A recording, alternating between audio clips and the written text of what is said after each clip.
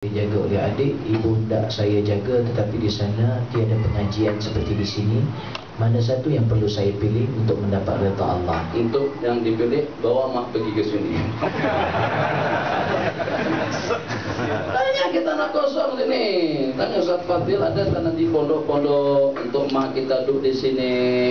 Nanti kita beli tanah yang ada di sekitar kita supaya juga warga emas boleh duduk sekali dengan kita. Ada sekarang 5 waktu. Bila lagi kita nak beribadah, bila lagi kita nak berzikir, bila lagi kita programkan sembahyang 5 waktu berjamaah itu sebagai satu kewajiban. Sebagaimana kita makan lalu istiqomah makan tiap hari 3 kali, kena istiqomah juga sembahyang 5 waktu secara berjamaah. Jangan ada yang merasa tak boleh istiqomah saya. Kalau tak boleh istiqamah dalam sekali 5 waktu, tak boleh istiqamah dalam berzikir, jangan istiqamah untuk makan 3 kali sehari. Jadi kalau seandainya nak menguji diri, kalau subuh, awas diri, awas kamu. Kalau kamu tak nak turun salat berjamaah subuh, sarapan pagi tak ada. Kalau tak berjamaah, kalau dia tidak berjamaah, tak ada makan siang. Dan kalau asar tidak berjamaah, sampai malam tidak boleh makan. Kalau sampai maghrib, isya, subuh tidak turun, maka awak akan kupuasakan 2 hari berturut-turut. Itu jiwa kita mesti tondok. Mesti dia yang kejut kita, bangun bang, bangun bang, nanti kita tak dapat sarapan pagi bang. Itu mendidik diri macam itu. Kalau tidak malas, terus malas saja. Kalau kita turunkan ke dia hanyut, kita larut, kita binasa, kita nafsu tidak boleh diturunkan. Namanya nafsu amarah bisu, selalu memerintahkan kita kepada kejahatan.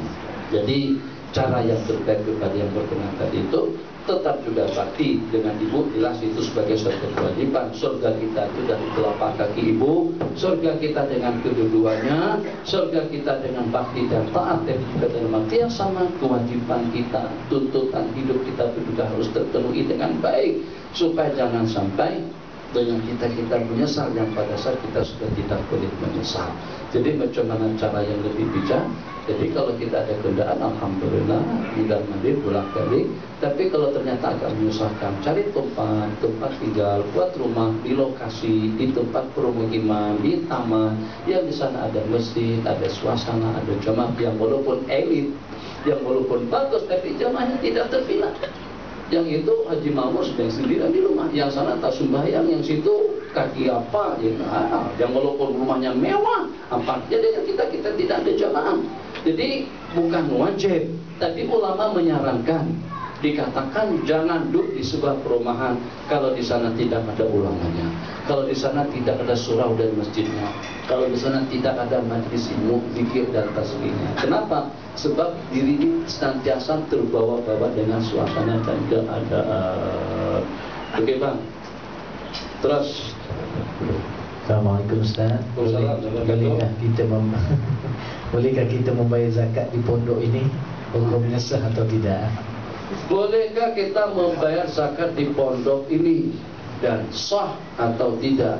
Ya, tertakluk sah atau tidak itu dengan boleh atau tidaknya dulu. Kalau dia boleh berarti sah lah tuh. Kalau tidak boleh berarti tidak sah. Jadi terserah nak di pondok sini kah, di pondok sana kah, di tempat sana kah, di tempat sini kah, tidak ada perbedaannya. Asalkan dia menerimakan zakat fitrah dan juga dengan zakat harta kita tadi itu memiliki salah satu daripada kriteria yang 8, atau termasuk salah satu daripada asnaf yang 8. Innamal fuqara, innamas shadaqatu lil fuqara'i wal masakin. Antum ini semuanya fuqara, antumul fuqara'u ilallah.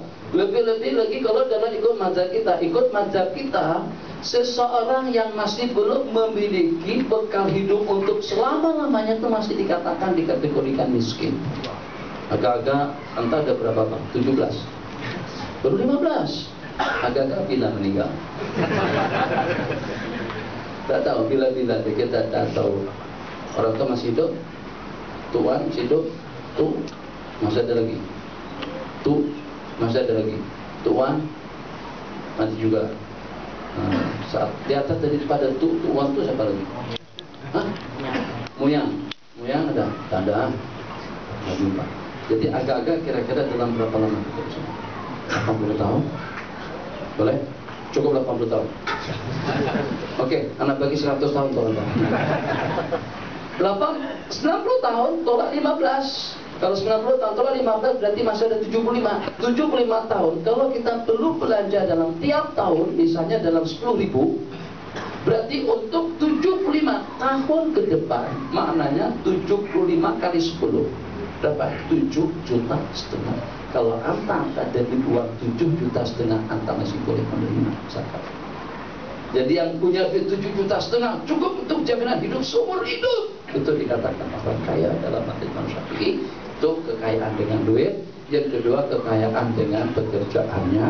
Dia ada penghasilan tetap yang daripada penghasilan tadi itu dapat bersama kehidupannya. Jadi kesimpulannya, kalau untuk pondok ini tidak boleh, tapi kalau untuk pengelolanya atau yang belajar atau dengan ahli jawatan kuasanya silakan saja, asalkan yang menerimakannya tadi itu tergolong salah satu daripada asbab yang 8, yang diantaranya berutang.